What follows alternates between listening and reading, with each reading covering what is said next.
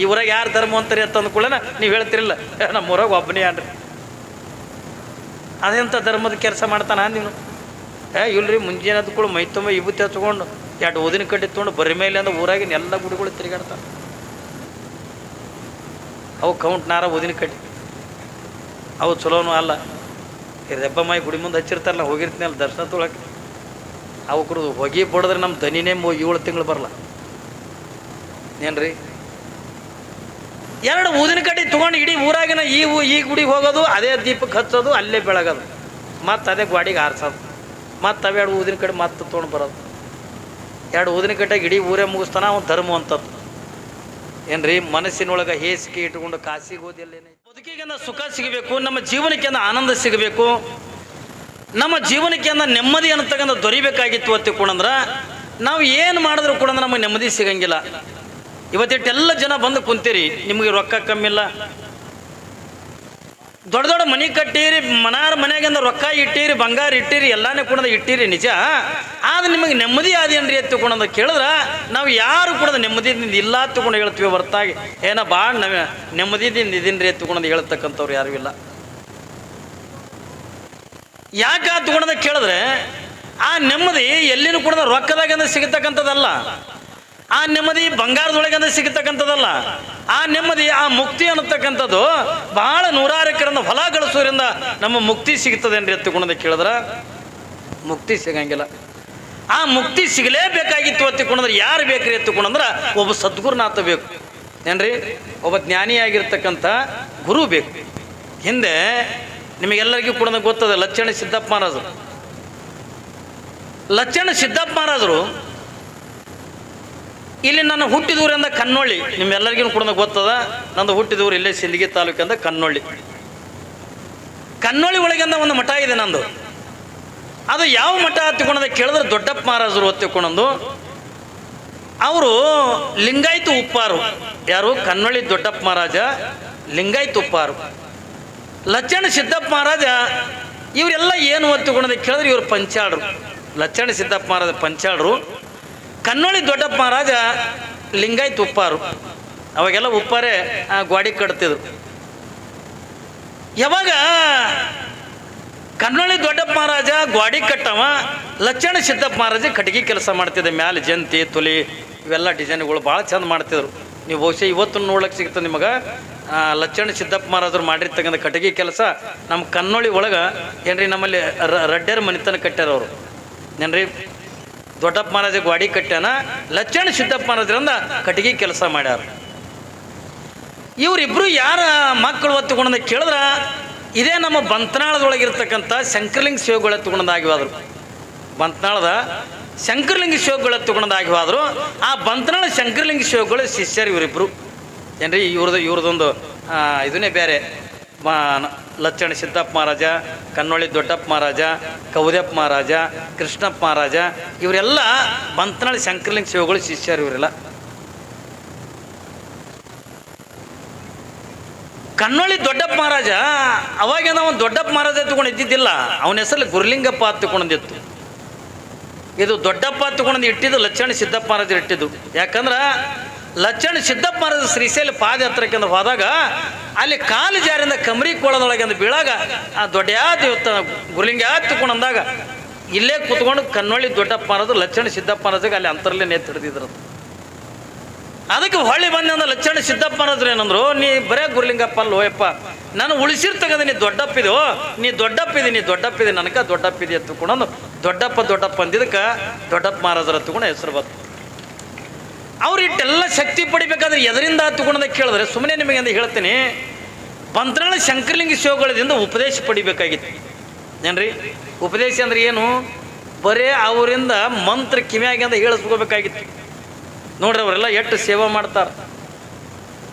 ಬಂತನಾಳ ಶಂಕರಲಿಂಗ ಶಿವಗಳಿಂದ ಏನ್ರಿ ಕನ್ನೊಳ್ಳಿ ದೊಡ್ಡಪ್ಪ ಮಹಾರಾಜ ಏನು ಮಾಡಬೇಕಾಗಿತ್ತು ಅಂತಂದ್ರೆ ಆ ಗುರುವಿನಿಂದ ಉಪದೇಶ ಅಂತಕ್ಕಂಥ ಪಡಿಬೇಕಾಗಿತ್ತು. ಅಂದ್ರೆ ಮಂತ್ರ ಉಪದೇಶ ಅಂತಕ್ಕಂಥ ಪಡಿಬೇಕಾಗಿತ್ತು. ಆ ಉಪದೇಶ ಪಡ್ಕೊಂಡಾಗ ಮಾತ್ರ ಈ ಜನ್ಮ ಸಾರ್ಥಕ ಆಕ್ಕದ ತಂದು ಯಾವಾಗಿಂದ ದೊಡ್ಡಪ್ಪ ಮಹಾರಾಜ ಆ ಶಂಕರಲಿಂಗ ಶಿವಗಳು ಸೇವಾದಾಗೆ ಇದ್ದ, ಸೇವಾ ಮಾಡ್ತಿದ್ದ. ಹಿಂಗೆ ಸೇವಾ ಮಾಡ್ತಾ ಇರುವಂಥ ಪ್ರಸಂಗದೊಳಗೆ ಅವಾಗೆಲ್ಲ ಕಾಲ್ನಡಿಗೆನೆ ಹೋದ್ರಿಂದ ಕುದುರೆ ಮೇಗಂದ ಹೋಗಬೇಕು, ಬಿಟ್ಟರಿಂದ ನಡ್ಕೋತಿಂದ ಹೋಗಬೇಕು. ಶಂಕರಲಿಂಗ ಶಿವಗಳು ಹಳ್ಳಿಗೆ ಏಕರಾತ್ರಿ, ಪಟ್ಟಣಕ್ಕಿಂತ ಪಂಚರಾತ್ರಿ ಮಾಡ್ತಾ ಮಾಡ್ತಾ ಏನ್ರಿ ಜಗತ್ತಿನ ಜೀವಿಗಳಿಗೆ ಧರ್ಮದ ಉಪದೇಶ ಮಾಡ್ತಿದ್ರಂತ. ಯಾರು? ಮಂತ್ರಾಲಯದ ಶಂಕರಲಿಂಗ ಶಿವಗಳು. ನೋಡ್ರಿ ಅವಾಗೆಲ್ಲ ಹೆಂಗಿತ್ತು. ಸ್ವಾಮಿಯಾಗಿ ಒಬ್ಬ ಸ್ವಾಮಿಯಾಗಿ ಏನಂತ ತಿಳ್ಕೊಂಡ್ರೆ ಬರೀ ಅಂದ ಮಠದಾಗ ಕುಂತು ಉಣ್ಣಕ್ಕಲ್ಲ ಏನ್ರಿ. ಆಸ್ತಿನ ಹಾನಗಲ್ ಕುಮಾರ ಶಿವಗಳು ಒಂದು ಮಾತು ಹೇಳ್ತಾರೆ ಏನ್ರಿ. ಹಾನಗಲ್ ಕುಮಾರ ಶಿವಗಳು ಒಂದು ಮಾತು ಹೇಳ್ತಾರೆ, ಆಸ್ತಿಗಾಗಿ ಸ್ವಾಮಿ ಆಗುವುದಕ್ಕಿಂತ ಆದರ್ಶಕ್ಕಾಗಿ ಸ್ವಾಮಿ ಆಗ್ಬೇಕಂತ. ಸುಮ್ಮನೆ ಏನೋ ದೊಡ್ಡ ಮಠ ಸಿಕ್ತು ಏನ್ರಿ, ಮಠಕ್ಕಿಂತ ದೊಡ್ಡ ಸ್ವಾಮಿ ಆಗೀನಿ, ಭಕ್ತರು ದಿನ ಅಡಿಗೆ ತಂದು ಕೊಡ್ತಾರ, ಉಂಡು ಕುಂದ್ರಲಕ್ಕಿಂತ ಸ್ವಾಮಿಗಳಲ್ಲ. ಸ್ವಾಮಿಗಳಾಗುವುದು ಎದಕ್ಕೆ ಹತ್ತಿಕೊಂಡ ಕೇಳಿದ್ರೆ ಲೋಕವನ್ನು ಉದ್ಧಾರ ಮಾಡಕ್ಕ, ಧರ್ಮ ಜಾಗೃತಿಗಾಗಿ ಏನ್ರಿ, ತಮ್ಮಲ್ಲಿರ್ತಕ್ಕಂಥ ಜ್ಞಾನವನ್ನ ಏನ್ರಿ ಸಮಾಜದ ಜನತೆಗೆ ನೀಡಿ ಏನ್ರಿ ಅವ್ರು ಕೊಟ್ಟಿರ್ತಕ್ಕಂಥ ಅಲ್ಪ ಸ್ವಲ್ಪ ಕಾಣಿಕೆಯನ್ನು ತಗೊಂಡು ಬಂದು ಮಠ ನಡೆಸ್ತಕ್ಕಂಥದ್ದು ಅವತ್ತಿನ ಪದ್ಧತಿ ಇತ್ತು. ಶಂಕರಲಿಂಗ ಶಿವಗಳನ್ನ ಸೇವಾ ಮಾಡ್ಕೋತಿಂದ ತಿರುಗಾಡ್ತಿದ್ದ. ಯಾವಾಗಂದ 8 ವರ್ಷದ ಸೇವಾ ಮಾಡಿದ್ರು ಶಂಕರಲಿಂಗ ಶಿವಗಳಿಂದ ಅವರಿಗೆ ಉಪದೇಶನೆ ಮಾಡಲಿಲ್ಲ. ಯಾವಾಗಂದ ಉಪದೇಶ ಮಾಡಲಿಲ್ಲ. ಹಂಗೆ ಅವ್ರ ಜೊತೆಯೊಳಗಂದ ಪೂಜಾದ ಗಂಟು ಹೊತ್ಕೋಬೇಕು. ಈ ಊರಾದ ಕೂಡ ಆ ಊರಿಗೆ ಅಲ್ಲಿ ಹೋದ ಬಳಕಿದ್ರೆ ಅಲ್ಲಿ ಪೂಜೆ ವ್ಯವಸ್ಥೆ ಮಾಡಬೇಕು. ಊರಾಗಿಂದ ಭಿಕ್ಷೆ ಬಿಡ್ಕೊಂಡು ಬರಬೇಕು. ಬಂದಿಂದ ಶಂಕರಲಿಂಗ ಶಿವಗಳಿಗೆ ಊಟ ಮಾಡಿಸ್ಬೇಕು. ಉಳಿದ ಬಳಕ ಊಟ ಮಾಡಬೇಕು. ಹಿಂಗೆ ಜೀವನ ಕಳೀತಿದ್ದ ಕನ್ನೊಳ್ಳಿ ದೊಡ್ಡಪ್ಪ ಮಹಾರಾಜ್. ಒಂದು ದಿವಸ ಏನಾಗ್ಯದ ತಗೊಂಡ ಕೇಳಿದ್ರೆ ಇಲ್ಲಿ ಮಹಾರಾಷ್ಟ್ರದೊಳಗಂದ ವಾಗ್ದರಿಗೆ ತಗೊಂಡು ಬರ್ತದೆ. ಮಹಾರಾಷ್ಟ್ರದೊಳಗೆ ಒಂದು ಊರು ಬರ್ತದೆ. ಯಾವಾಗಿಂದ ಬೆಳಗಿನ ಜಾವದ ನಡ್ಕೊಂತ ಹೊಂಟಿದ್ರು. ದಾರಿ ಪಕ್ಕದೊಳಗನೆ ಊರ ಇನ್ನೊಂದು ಸ್ವಲ್ಪ ಊರಿತ್ತು. ಊರೆಲ್ಲ ಕಾಣ್ತಿತ್ತು ಕಣ್ಣಿಗೆ. ಅಲ್ಲಿ ಏನಾಯ್ತು, ಊರು ಹೊರಗೆ ದಾರಿ ಮ್ಯಾಗೆ ಒಂದು ಬಾವಿ, ಒಂದು ಗಿಡ ಇತ್ತು. ಅವಾಗ ಅಂದ ಶಂಕರಲಿಂಗ ಶಿವಗಳಂದ್ರು ದೊಡ್ಡ ಅಂದರು, ಯಪ್ಪ ಅಂದ, ಮತ್ತು ಹೆಂಗೂ ಬಾವಿ ಅದಲ್ಲೇ ಇಲ್ಲೇ ಜಳಕ ಮಾಡಿಬಿಡೋನು, ಇಲ್ಲೇ ಪೂಜೆ ಮಾಡ್ಕೊಂಡು ಬಿಡ್ತೀನಿ, ನೀ ಹೋಗಿ ಅಂದ ಒಂದು 2 ಮನೆ ಭಿಕ್ಷೆ ಬೇಡ್ಕೊಂಡು ಬರಕತ್ತಿ, ಇಲ್ಲೇ ಪ್ರಸಾದ ಮಾಡ್ಕೊಂಡು ಹೋಗೋಣ ತಿಳ್ಕೊಂಡು. ಆಯ್ತ್ರಿಯಪ್ಪ ತಿಳ್ಕೊಂಡು ಶಂಕರಲಿಂಗ ಶಿವಗಳಿಗೆ ಅದು ಮಾತು ಕೊಟ್ಟ. ಮೊದಲು ಹೋಗಿ ತಾನು ಸ್ನಾನ ಮಾಡಿ ಗುರುಗಳಿಗೆಲ್ಲ ಪೂಜೆದೆಲ್ಲ ವ್ಯವಸ್ಥೆ ಮಾಡಿ ಆಮೇಲೆ ಶಂಕರಲಿಂಗ ಶಿವಗಳು ಬಾವಿಯಾಗಿಂದ ಈಸಾಡಿ ಜಳಕ ಮಾಡ್ಕೊಂಡು ಬಂದು ಅವ್ರು ಪೂಜೆ ಕುಂತಿದ್ರು. ಇವ ದೊಡ್ಡಪ್ಪ ಮಹಾರಾಜ್ ಏನು ಮಾಡ್ಯಾನ, ಜೋಳಿಗೆ ತೊಗೊಂಡು ಅಲ್ಲೇ ಊರು ಕಾಣ್ತಿತ್ತಲ್ಲ ಭಿಕ್ಷಕ್ಕೆಂದ ವಾದ. ಹೋಗೋದ್ರೊಳಗಿಂದ ಒಂದು ಮನೆ, ಆ ಮನೆಗೆಲ್ಲ ಶೃಂಗಾರ ಮಾಡಿದ್ರು ಏನ್ರಿ, ಮಾಡ್ತಿರ್ತಾರೆ ನೋಡಿ. ಅವಾಗೆಲ್ಲ ತಳಿರು ತೋರಣ ಎಲ್ಲ ಕಟ್ಟಿದ್ರು, ಕಬ್ಬ ಬಾಳೆ ದಿಂಡು ಹಿಂಗೆಲ್ಲ ಕಟ್ಟಿದ್ರು. ಏನಿತ್ತನ ಮನ್ಯಾಗ. ಯಾವಾಗ ನೀವು ಹೋಗಿ ಅಂದ ಅದೇ ಮನೆಗೆ ಹೋಗಿ ಅಂದ ಭಿಕ್ಷಾಂದಿಹಿ ಅಂದ. ಯಾರು? ದೊಡ್ಡಪ್ಪ ಮಹಾರಾಜ್ ಏನಂತಾನ, ಅದು ಏನು ಎಲ್ಲ ಅಲಂಕಾರ ಶೃಂಗಾರ ಮಾಡಿದ್ರಲ್ಲ ಆ ಮನೆ ಇದ್ರಿಗಿಂದ ಹೋಗಿ ನಿಂತ್ಕೊಂಡು ಭಿಕ್ಷಾಂದಿಹಿ ಅಂದ. ಯಾವಾಗಿಂದ ಭಿಕ್ಷಾಂದಿ ಎತ್ತುಕೊಂಡು ಅಂದಾಗ ಆ ಮನೆ ಮಾಲಕಂದ ಹೊರ ಕಟ್ಟಿಗೆ ಕುಂತಿದ್ದ. ಪಾಪ ಯಾವನ ಸಾಧು ಬಂದಾನ ಏನ್ರಿ, ಸಾಧು ಬಂದಾನ. ಅದಕ್ಕೆ ಮನೆಗಂದ ಹೆಣ್ತಿಗಂದ ಏನ ಕರಿಲಾರ್ದೇನೆ ತಾನೇ ತಾನಾಗನೆ ಒಬ್ಬ ಸಾಧು ಬಂದಾನ. ಮೊದಲು ಮಾಡಿದ್ದಿಂದ ಹೋಳಿಗೆ ಆ ಸಾಧುಗೆ ನೀಡಲ್ಲ ತಿಳ್ಕೊಂಡು ಮನೆಗಿಂದ ಹೋಳಿಗೆ ಮಾಡಕತ್ತಿದ್ರು. ಒಂದು ಹೋಳಿಗೆ ಅಂದ ಸುಡ ಹೋಳಿಗೆ ಅಂದ ನೀಡು ಪಾಪ ಸಾಧು ಉಳ್ಳೆತ್ತಿಕೊಂಡು ಮನೆ ಮಾಲಕ್ಕೆಂದ ಅಂದ. ಯಾವಾಗ ಆಕೆ ತಂದೆ ನಮ್ಮ ಜೋಳಿಗೆಗೆ ಅಂದ ಸುಡ ಹೋಳಿಗೆ ನೀಡಲು ನೋಡ್ದ ಮುಟ್ಟಿ ಭಾರಿ ಸುಡ್ತಿತ್ತು ಹೋಳಿಗೆ, ಕೈ ಮುಟ್ತಿದ್ದಿಲ್ಲ. ಇವ ಅಂದ, ಇನ್ನು ಮತ್ತೆ 4 ಮನೆ ಭಿಕ್ಷೆ ಬೇಡಕತ್ನಿ ಅಂತಂದ್ರೆ ಇದು ಹೋಳಿಗೆ ಅಂದ ಆರ್ತದ, ಮೊದಲು ಇದೊಂದು ಹೋಳಿಗೆ ಒಯ್ದು ಅಪ್ಪಗೆ ಅಂದ ನೀಡಿ ಅವನಿಗೆ ಉಣಿಸಿ ಮತ್ತೆ ಭಿಕ್ಷೆ ಬೇಡಕ್ಕೆ ಬಂದ್ರೆ ಐತ ತಂದು ಓಡಿ ಹೋದ. ಯಾವಾಗಿಂದ ಓಡ್ಕೋತಿಂದ ಹೋಗೋದ್ರಾಗಿಂದ ಗುರುಗಳು ಪೂಜೆ ಮುಗಿಸ್ಕೊಂಡು ಕುಂತಿದ್ರು. ಯಾಕೆ ಹೋದೊಡೆ ಎಷ್ಟು ಜಲ್ದಿ ಬಂದೇವ ಮಗ ನಾನು? ಇಲ್ಲಪ್ಪ ಈಗ ಸುಡು ಹೋಳಿಗೆ ನೀಡ್ಯಾರ, ಅದಕ್ಕೆ ಇದೊಂದು ಊಟ ಮಾಡ್ಯಪ್ಪ, ನಾ ಮತ್ತೆ ಹೋಗಿ ಭಿಕ್ಷೆ ಬಿಡ್ಕೊಂಬರ್ತೀನಿ, ಆಮೇಲೆ ಮತ್ತೆ ಉಣಕತ್ತೆ ತಂದಾಗ ನೀಡಿದ್ರು. ಅದೊಂದು ಹೋಳಿಗೆ ಉಂಡ್ರು. ಯಾವಾಗಿಂದ ಆನಂದ ಅನಿಸ್ತವು ಯಾರಿಗೆ? ಶಂಕರಲಿಂಗ ಶಿವಗಳಿಗೆ ಭಾರಿ ಆನಂದ ಅನಿಸ್ತು. ಯಾವಾಗಿಂದ ಆನಂದ ಅನಿಸಿ ದೊಡ್ಡ ಅಂದರು, ಯಪ್ಪ ಅಂದ, ಯಾಕೋ ಇದು ಇನ್ನೊಂದು ಹೋಳಿಗೆ ಬೇಡ್ಲಕತ್ತದ ನೋಡ್ಲೆ ಜೀವ ಅಂತ. ಯಾಕೋ ಇದು ಇನ್ನೊಂದು ಹೋಳಿಗೆ ಬೇಡ್ಲಕತ್ತ. ಹಿಂಗೆಪ್ಪ ಆಯ್ತಪ್ಪ, ಹಿಂಗೆ ಹೋಗೋಣ ತರ್ತೀನಿ ತಿಳ್ಕೊಂಡು ಮತ್ತೆ ಓಡಿ ಹೋದ. ಯಾರ ಮನೆಗೆ? ಅದೇ ಮನೆಗೆ ಹೋಗ್ಬೇಕಲ್ಲ, ಹೋಳಿಗೆ ಇದ್ದಿದ್ದು ಅದೇ ಮನ್ಯಾಗ. ಯಾವಾಗಿಂದ ಅದು ಮನೆ ಮುಂದೆ ಹೋಗೋದ್ರಾಗಿಂದ ಮಾಲಕ ಕಟ್ಟಿಗೆ ಕುಂತಿದ್ದ. ಯಾವಾಗಿಂದ ಹೋಗಿಂದ ಭಿಕ್ಷಾಂದಿಹಿ ಅಂದ. ಯಾವಾಗಿಂದ ಹಿಂಗೆ ಅಂದಾಗ ಮನೆ ಮಾಲಕ ನೋಡ್ತಾನ, ನೋಡಿ ಸಿಟ್ಟು ಬಂದುಬಿಡ್ತ ಅವನಿಗೆ. ಏನೋ ಸಾಧು ಏನೋ ಒಂದು ಸುರುವಿಗೆ ಅಂದ ಬಂದಿದೆ ತಿಳ್ಕೊಂಡಂದು ಒಂದು ಹೋಳಿಗೆ ನೀಡಿದ್ರೆ ರುಚಿ ಹತ್ತದ ಮಗನ ಪದೇ ನನ್ನ ಮನೆಗೆ ಬರ್ಲಕ್ಕ ಇಲ್ಲ ನಿನ್ನ ಸಲುವಾಗಿ ಮಾಡ್ಲಕತ್ತೀವ ನಾವು ಹೋಳಿಗೆ ನೀಡಂಗಿಲ್ಲ ನಡಿ ಎತ್ತುಕೊಂಡಂದ. ಇಲ್ಲಪ್ಪ ಇದು ನನ್ನ ಸಲುವಾಗಿ ಅಲ್ಲ, ಎಂದೂ ಬೇಡಲಾರ್ದಂತ ನನ್ನ ಗುರುನಾಥ, ಎಂದೂ ಬೇಡಲಾರ್ದಂತ ನನ್ನ ತಂದೆ ನಮ್ಮಪ್ಪ ಬೇಡ್ಲಕತ್ತಾನ, ಅದಕ್ಕೆ ಇನ್ನೊಂದು ಹೋಳಿಗೆ ನೀಡ್ರಪ್ಪ ಅಂದ. ಯಾವಾಗಿಂದ ಯಾ ಅಪ್ಪ ಯಾ ಗುರು ಮಗನ ಇದೆಲ್ಲ ನಾಟಕ ಹಚ್ಚಿರಿ ನನ್ನ ಮಕ್ಕಳೇ, ನಡಿ ನೀಡಂಗಿಲ್ಲ ನಡಿ. ಇಲ್ಲಪ್ಪ ಏನೇನು ಮಾಡಿ ಇನ್ನೊಂದು ಹೋಳಿಗೆ ನೀಡು, ಇನ್ನೊಂದು ಹೋಳಿಗೆ ನೀಡು. ಅಪ್ಪ ಎಂದೂ ಬೇಡ್ಲಕತ್ತಾನೆ ಇನ್ನೊಂದು ಹೋಳಿಗೆ ನೀಡು. ಯಾವಾಗಿಂದ ಮನಿ ಮಾಲಕಂದ ಅಟ್ಟು ಗುರುವಿನ ಮೇಲೆ ಅಟ್ಟು ಭಕ್ತಿ ಅನ್ನ ಮಗನೆಂದನು. ಹೂನೆಪ್ಪ ಮತ್ತು ಅವನು ಬಿಟ್ಟ ಏನದಪ್ಪ ನನಗ ಅಂದ. ಗುರುವಿನ ಮೇಲೆ ಅಟ್ಟು ಭಕ್ತಿ ಇದೆ ನೀನು ಗುರುವಿನ ಮೇಲೆ ಅಟ್ಟ ನಂಬಿಕೆ ಅದ ನಿನಗ. ಹೂನೆಪ್ಪ ಮತ್ತು ಗುರುವಿನ ಬಿಟ್ಟು ನಮಗೇನದಪ್ಪ, ಗುರುವಿನ ಬಿಟ್ಟು ಏನದ, ಅವನು ಸುಖನೇ ನಾನು ಸುಖ, ಅವ ಆನಂದ ಇದ್ರೆ ನಾ ಆನಂದ. ಮತ್ತು ಎಂದೂ ಬೇಡಲಾರ್ದನ್ನ ಗುರು ಅಂದ ಇವತ್ತು ಹೋಳಿಗೆ ಕೇಳಕತ್ತ ಇನ್ನೊಂದು ತಂದಾಗ ಅಮ್ಮನ ನಾ ಬರಲೇಬೇಕಲ್ಲಪ್ಪ, ಅದಕ್ಕೆ ಇನ್ನೊಂದು ಹೋಳಿಗೆ ನೀಡು ಮಗನ. ನಿನ್ನ ಗುರುವಿನ ಮೇಲೆ ಅಟ್ಟು ಭಕ್ತನಿಗೆ ಇತ್ತು ಹತ್ತಿಕೊಂಡಂದ್ರೆ ಒಂದು ಕಣ್ಣು ಕಿತ್ತು ಕೊಡು ಮಗನ ಅಂದಾಗ ನಿನಗೆ ಹೋಳಿಗೆ ನೀಡ್ತೀನಿ ಅಂದ. ಒಂದು ಕಣ್ಣು ಕಿತ್ತು ಕೊಡು ನೋಡ, ನಿನ್ನ ಗುರುವಿನ ಮೇಲೆ ಎಷ್ಟು ಭಕ್ತಿ ಅದ. ಯಾವಾಗ ನಿನ್ನ ಗುರುವಿನ ಮೇಲೆ ಎಷ್ಟು ಭಕ್ತಿ ಅದ, ಎಷ್ಟು ಶ್ರದ್ಧೆ ಅದ ನೋಡ್ತೀನಿ ನಾನು. ಒಂದು ಒಂದು ಒಂದು ಹೋಳಿಗೆ ಬೇಕಾಗಿತ್ತು ಅಂದ್ರೆ ಒಂದು ಕಣ್ಣು ಕಿತ್ತು ಕೊಟ್ಟರೆ ಒಂದು ಹೋಳಿಗೆ ಕೊಡ್ತೀನಿ ಅಂತಂದಾಗ ದೊಡ್ಡಪ್ಪ ಮಹಾರಾಜ ನಗಲಕತ್ನತ್ತಲ್ಲ. ಏನ್ರಿ ದೊಡ್ಡಪ್ಪ ಮಹಾರಾಜ ನಗಲಕತ್ನತ್ತ. ಯಪ್ಪ ಇದಕ್ಕಿಂತ ದೊಡ್ಡ ಭಾಗ್ಯ ಮತ್ತೊಂದು ಏನದ, ಗುರುವಿಗಾಗಿ ಕಣ್ಣು ಅರ್ಪಣೆ ಹಾಕವತ್ತಿಕೊಂಡ್ರ ಇದಕ್ಕಿಂತ ಭಾಗ್ಯ ಮತ್ತೊಂದು ಏನದಪ್ಪ. ಆಯ್ತಪ್ಪ ನೀ ಹೇಳ್ದಂಗೆ ಅಂದ್ರೆ ನಾನು ಕಣ್ಣು ಕೊಡ್ತೀನಿ, ನನಗೊಂದು ಏನ್ರಿ ಕಿತ್ಕೊಳಕ್ಕೆ ಒಂದು ಏನ್ರಿ ಕುಡಿಯಪ್ಪ ಅನ್ನೋ. ಅವ ಮನೆ ಮಾಲಕ ಈ ಮಗನ ಕಿತ್ತನ ತಗೊಂಡು ಮನೆಯಾಗಿಂದ ಹೋಗಿ ಚಾಕು ತಂದು ಕೊಟ್ಟನತ್ತ. ಯಾವಾಗಿಂದ ದೊಡ್ಡಪ್ಪ ಮಹಾರಾಜ ಇವೇನು ಕಿತ್ತನ ಇದು ಸುಳ್ಳು ಹೇಳ್ತಾವ ಸಾಧು ಒತ್ತಿಕೊಂಡು ಯಾವಾಗಿಂದ ನೋಡ್ಕೋತ ನಿಂತಿದ್ದ. ಹಂಗೆ ಅಂದ ಹಿಂಗೆ ಚಾಕು ಕಣ್ಣಾಗಿಂದ ಹಾಕಿ ಕಣ್ಣಿನ ಗುಡ್ಡಿನ ಕಿತ್ತೆ ಅವನ ಕೈ ಕೊಟ್ಟ. ಏನ್ರಿ ಯಾವಾಗಿಂದ ಒಂದು ಕಣ್ಣಿನ ಗುಡ್ಡಿನ ಕಿತ್ತು ಕೊಟ್ಟ. ಯಪ್ಪ ಈಗಾರ ನೀಡು, ನಮ್ಮ ಅಪ್ಪ ಕುಂತಾನಲ್ಲಿ ಏನ್ರಿ ಮುಸ್ರಿಗಲ್ಲಿ ಹಂಗೆ ಕುಂತಾನ, ಇನ್ನೊಂದು ಹೋಳಿಗೆ ನೀಡು. ಇವ ಗಾಬರಿ ಆದ ಮಾಲಕ, ಇದೇನು ಹುಚ್ಚದ ಸಾಧು, ಯಾವ ಗುರು ಯಾವ ಶಿಷ್ಯ ಸುಮ್ಮನೆ ಕಣ್ಣು ಕಳ್ಕೊತಲ್ಲ ಇದು ಪಾರ ಹತ್ತಿಕೊಳ್ಳೋದು. ಅವ ಒಳಗೆ ಹೋಗಿ ಅಂದ ಒಂದು ಹೋಳಿಗೆ ತಂದು ನೀಡ್ದ. ಯಾವಾಗಿಂದ ಅದೊಂದು ಹೋಳಿಗೆ ತೊಗೊಂಡು ಓಡ್ಕೋತ ಬಂದ, ಒಂದು ಕೈ ಅಂದ ಕಣ್ಣಿಗೆ ಹಿಡ್ದ, ಓಡ್ಕೋತ ಬಂದ. ಬರೋದ್ರಾಗಿಂದ ಗುರುಗಳು ಕುಂತಿದ್ರು, ಅದೊಂದು ಹೋಳಿಗೆ ನೀಡ್ದ. ಯಾವಾಗಿಂದ ಶಂಕರಲಿಂಗ ಶಿವಗಳು ಅದನ್ನೂ ಒಂದು ಹೋಳಿಗೆ ಊಟ ಮಾಡಿದ್ರು. ಯಾವಾಗಿಂದ ಅದೊಂದು ಹೋಳಿಗೆ ಊಟ ಮಾಡಿದ್ರು. ಊಟ ಮಾಡೋದ ಬಳಕ ನಿಮಗೆ ಹೇಳ್ತೀನಿ, ಶಂಕರಲಿಂಗ ಶಿವಗಳಂದ್ರು ದೊಡ್ಡ ಅಂದರು. ಯಪ್ಪ ಅಂದ, ಯಾಕೋ ಇದು ಇನ್ನೊಂದು ಕೇಳಕತ್ತದ ನೋಡ್ಲೆ ಹೋಳಿಗೆ ಅಂದರು. ಹೋಳಿಗೆ ಯಾಕೋ ಇದು ಇನ್ನೊಂದು ಕೇಳಕತ್ತದ ಜೀವ. ಹಿಂಗೆ ಅಯ್ಯಪ್ಪ ಹಿಂಗೆ ಹೋಗೋಣ ಹಿಂಗೆ ಬರ್ತೀನಪ್ಪ ತಗೊಂಡು ಓಡಿ ಬಂದ. ಯಾವಾಗಿಂದ ಓಡಿ ಬರ್ದಕ್ಕೆ ಅದೇ ಮಾಲಕ್ಕಿಂದ ಬಾಗಲಾಗೆ ಕುಂತಾನ. ಅಲ್ಲೋ ಒಂದು ಕಣ್ಣು ಕೊಟ್ಟಂದ ಹೋಳಿಗೆ ಬೈದಿದೆ, ಮತ್ತೆ ಅದಕ್ಕೆ ಬಂದಿದೆ. ಯಪ್ಪ ನಮ್ಮ ಅಪ್ಪಗಿಂದ ಇನ್ನೊಂದು ಹೋಳಿಗೆ ಬೇಕತ್ತ, ಈಗ ಇದೊಂದು ಕಣ್ಣು ಕಿತ್ತು ಕೊಡ್ತೀನಿ, ನನಗೆ ಇನ್ನೊಂದು ಹೋಳಿಗೆ ನೀಡತ್ತೆ ಕೊಂಡೋದು. ಅವ ಕಿತ್ತಿ ಕೊಡು ಅಲ್ಲಾರ್ದೇನೆ ಇವನೇ ಕಿತ್ತಿ ಅವನು ಕೈಯಾಗ ಕೊಟ್ಟನತ್ತ. ಏನ್ರಿ ಅದೊಂದು ಕಣ್ಣು ಕಿತ್ತಿಂದ ಕೊಟ್ಟ. ಎರಡು ಕಣ್ಣುಗಳಿಂದ ಸಾವುಕಾರನಿಂದ ಕೊಟ್ಟ. ಯಪ್ಪ ನೀ ಕಣ್ಣು ಕುಡಿದು ಬೇಕಾಗಿದ್ದಿಲ್ಲೋ, ನಾ ಹಂಗೆ ಕುಡ್ತಿದ್ದೆ ನನಗೆ ಹೋಳಿಗೆ ಎತ್ತಿಕೊಂಡು ಒಳಗೆ ಹೋಗಿ ಅಂದ ಮತ್ತೊಂದು ಹೋಳಿಗೆ ತೊಗೊಂಡು ಬಂದ. 2-3 ಸರಿ ತಿರುಗಾಡಿದ್ನಲ್ಲ ಹಂಗೆ ಅಂದಾಜು ಪ್ರಕಾರದಿಂದ ಬಂದು ಗುರುವಿನ ಮುಂದೆ ಜೋಳಿಗೆ ಇಟ್ಟಂದು ಎರಡು ಕೈಗೆ ಕಣ್ಣಿಗೆ ಹಚ್ಕೊಂಡು ಕುಂತ. ಎರಡು ಕೈಗೆ ಕಣ್ಣುಗಳು ಮುಚ್ಕೊಂಡ ಕುಂತ. ಯಪ್ಪ ಈಗ ಊಟ ಮಾಡಿ ಇಲ್ಲಿ ಜೋಳಿಗೆ ಆದ ನೋಡಪ್ಪ, ಇದು ಸುಡ್ತದ ಅದನ್ನು ಹೋಳಿಗೆ ಊಟ ಮಾಡಪ್ಪ ತಕೊಂಡಂದ. ಶಂಕರಲಿಂಗ ಶಿವಗಳಂದ್ರು, ಮತ್ತೆ ನೀ ಕೈಗೆ ಕಣ್ಣಿಗೆ ಕತ್ಕೊಂಡಿದ್ವಲ್ಲ ದೊಡ್ಡೆ ಅಂದ್ರು. ಯಪ್ಪ ನೀ ಎಂದೂ ಬೇಡಲಾರ್ದಂತವ, ನೀ 2-3 ಹೋಳಿಗೆ ಅಂದ ಬೇಡಿ ಉಣ್ಣಾಕತ್ತಿದೆಯಲ್ಲ, ಅದಕ್ಕೆ ಈ ಪಾಪಿ ಕಣ್ಣುಗಳು ಎಲ್ಲಿ ನೋಡಿ ನಿನ್ನ ಹೊಟ್ಟಿಗಿಟ್ಟಿ ಕಡ್ದಿತ್ತು, ನೆದರಿಗಿದ್ರೆ ಆಗಿತ್ತ ತಕೊಂಡಂದು ಕಣ್ಣು ಮುಚ್ಕೊಂಡಿನಪ್ಪ ಅಂದ. ಕಣ್ಣು ಕೊಟ್ಟು ಹೋಳಿಗೆ ತಂದಿಲ್ಲ. ಏನಂತನವ, ನೀ 2-3 ಹೋಳಿಗೆ ಉಣ್ಣಾಕತ್ತಿದೆಯಲ್ಲ, ಎಲ್ಲಿ ಈ ಕಣ್ಣಿನಿಂದ ನೋಡಿದ್ನಿ ಅಂದ್ರೆ ನಿನಗೆ ನೆದರ ಆಕತ್ತಪ್ಪ, ಅದಕ್ಕೆ ನೀವು ಊಟ ಮಾಡೋದು.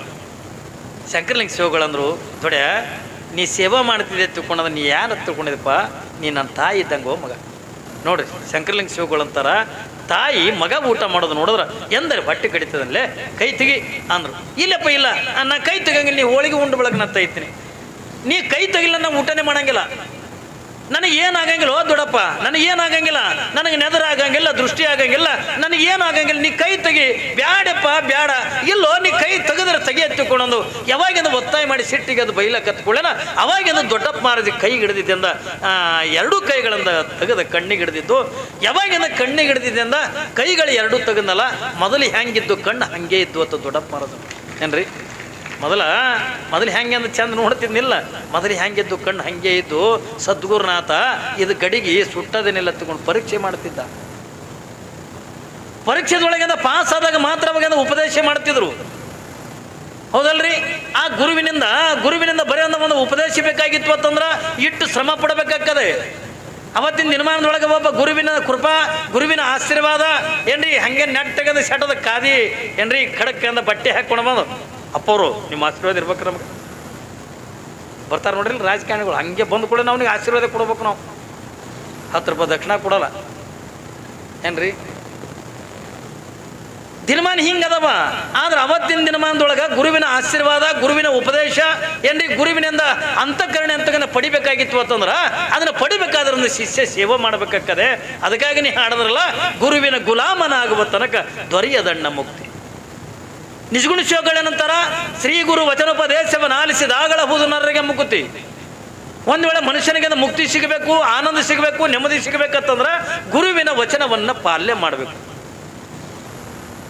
ಯಾವ ಗುರುವಿನ ವಚನವನ್ನು ಪಾಲನೆ ಮಾಡ್ಯಾನು ಅವನೇ ಬದುಕಿನೊಳಗಿಂದ ದೊಡ್ಡವಾಗ್ಯಾನ, ಅವನೇ ಶರಣನಾಗ್ಯಾನ, ಅವನೇ ಸಂತನಾಗ್ಯಾನ, ಅವನೇ ಮಹಾತ್ಮನಾಗ್ಯಾನ. ಹೊರತಾಗಿ ಯಾವ ಗುರುವಿನ ಆಶ್ರಯದೊಳಗಿಲ್ಲ ಅವ ಏಸ್ ಕಾಲಕ್ಕೂ ಕೂಡ ಶರಣನಾಗಕ್ಕಾಗಂಗಿಲ್ಲ, ಸಂತನಾಗಕ್ಕಾಗಂಗಿಲ್ಲ, ಮಹಾತ್ಮನಾಗಕ್ಕಾಗಂಗಿಲ್ಲ. ಅದಕ್ಕಾಗಿ ನಿಜಗುಣ ಶಿವಗಳು ಹೇಳಿದ್ರಪ್ಪ, ನೀನೊಬ್ಬ ದೇವರಾಗಬೇಕಾ, ನೀನೇ ಶರಣನಾಗಬೇಕಾ, ನೀನೊಬ್ಬ ಸಂತನಾಗಬೇಕಾ, ಗುರುವಿನ ವಚನವನ್ನು ನಿತ್ಯನೂ ಕೂಡ ಪಾಲನೆ ಮಾಡು. ಎರಡನೇದು ಏನು ಹೇಳ್ತಾರವರು, ಬರೀ ನೀ ಗುರುವಿನ ಸೇವಾ ಮಾಡ್ಕೊತ ಉಳಿದಲ್ಲ, ಬರೀ ಅಂದ್ರೆ ಗುರುವಿನಿಂದ ಉಪದೇಶ ಪಡೆಯೋದಲ್ಲ. ಆದ್ರೆ ಮುಂದೊಂದು ಮಾತು ಹೇಳ್ತಾರೆ, ಶ್ರೀ ಗುರು ವಚನೋಪದೇಶವನ್ನು ಆಲಿಸಿದಾಗಳಹುದು ನರಗೆ ಮುಕುತಿ ಅಂತ ಹೇಳಿದ್ರು. ಮುಂದೆ ಹೇಳ್ತಾರೆ, ದುರಿತ ಕರ್ಮವನ್ನು ಅಲ್ಲದಿರು. ನೋಡ್ರಿ ಅವ್ರು ಏನು ಹೇಳ್ತಾರೆ, ಇದು ಭಾಳ ಮಹತ್ವದ ಕಲ್ಪನೆ ಇರಲಿ ಮಗ. ಅವ್ರು ಏನು ಹೇಳ್ತಾರೆ ನಿಜಗುಣ ಶಿವಗಳು, ದುರಿತ ಕರ್ಮವನ್ನು ಅಲ್ಲದಿರು, ಕೆಟ್ಟದ್ದು ಮಾಡಬೇಡ. ದುರಿತ ಹತ್ತುಕೊಂಡ್ರೆ ಕೆಟ್ಟದ್ದು. ಅವ್ರು ಏನು ಹೇಳ್ತಾರೆ, ಬರೀ ಗುರುವಿನ ಉಪದೇಶ ಅಂತ ಪಡ್ಕೊಳ್ಳೋದು ಅಟ್ಟಿ ಅಲ್ಲ. ನಾ ಗುರುವಿನ ಉಪದೇಶ ಪಡ್ಕೊಂಡಿನಿ, ಗುರುವಿನ ಅಂತಃಕರಣ ಆಗ್ಯದ, ಗುರುವಿನ ಆಶೀರ್ವಾದ ಆಗ್ಯದ ತಗೊಂಡು ನಾವು ಸೊಕ್ಕಿಗೆ ಬರೋದಲ್ಲ. ಅವ್ರು ಏನು ಹೇಳ್ತಾರ, ದುರಿತ ಕರ್ಮವನ್ನು ಅಲ್ಲದಿರು, ಕೆಟ್ಟದ್ದು ಮಾಡಕ್ಕೆ ಹೋಗ್ಬೇಡ.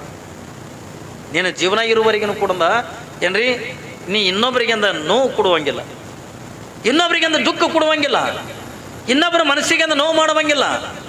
ಅದಕ್ಕಾಗಿ ನಿಂದ ಬಸವಣ್ಣವ್ರು ಹೇಳಿದ್ರು, ಧರ್ಮ ಧರ್ಮ ತಿಳ್ಕೊಂಡ್ರೆ ಏನು, ಧರ್ಮ ತಿಳ್ಕೊಂಡ್ರೆ ಇವತ್ತೇನು ನಾವು ಹೊಡೆದಾಡಕತ್ತೀವಿ ನೋಡು ಏನ್ರಿ.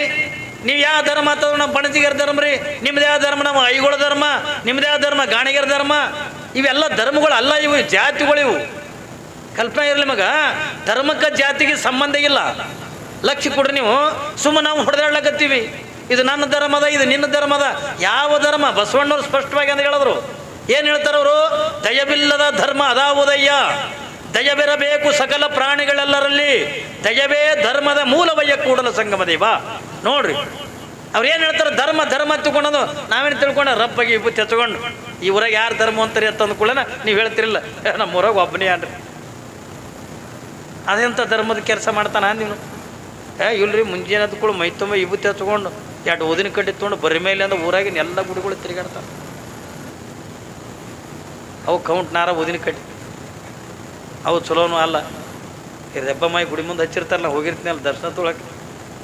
ಅವಕ್ರು ಹೊಗೆ ಬಡಿದ್ರೆ ನಮ್ಮ ದನಿನೇ 7 ತಿಂಗಳು ಬರಲ್ಲ ಏನ್ರಿ.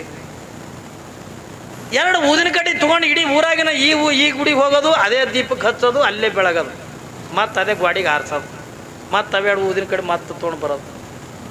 2 ಊದಿನ ಕಡ್ಡಿಗೆ ಇಡೀ ಊರೇ ಮುಗಿಸ್ತಾನ ಅವನು ಧರ್ಮ ಅಂತದ್ದು ಏನ್ರಿ. ಮನಸ್ಸಿನೊಳಗೆ ಹೇಸಿಗೆ ಇಟ್ಕೊಂಡು ಕಾಸಿಗೆ ಹೋದೆಲ್ಲ ಏನಾಯ್ತು, ಕೇದಾರಕ್ಕೆ ಹೋದ್ರೆ ಏನದ ಮನಸ್ಸಿನ ದುರ್ಗುಣ ಬಿಟ್ಟು ಏನ್ರಿ. ಯಾವನೊಬ್ಬ ಕಾಸಿಗೆ ಹೋಗಿದ್ನದು, ಕಾಸಿಗೆ ಹೋಗಿ ಸಿಟ್ಟು ಬಿಟ್ಟು ಬರ್ತೀನಿ ಅಂತೇಳಿ ಹೋಗಿದ್ನದು.